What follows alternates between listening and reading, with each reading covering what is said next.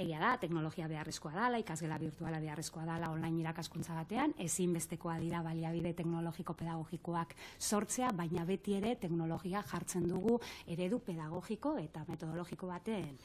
pentsutan.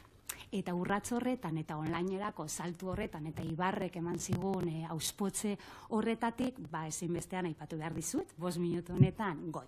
Dala UEUK, oin dala 6 urte, sortu zuen goi mailako online institutua.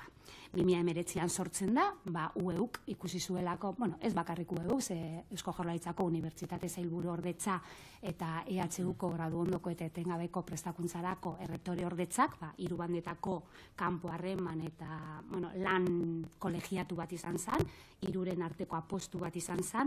ikusi genuelako unibertsitate mailako trebakuntza ere, euskaraz ematea eta online ematea, posible zala, kalitatezkoa izan behar zuela, eredu pedagogiko sendo baten baitan lehen esan bezala, eta hor lortzen dugu, hiru bandetako bilera asko egin ostean,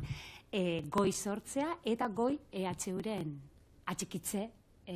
ikastegia txikia bihurtzea. Atxikitze hitzarmen bat sinatzen dugu 2019an, orain 2023an berritu duguna.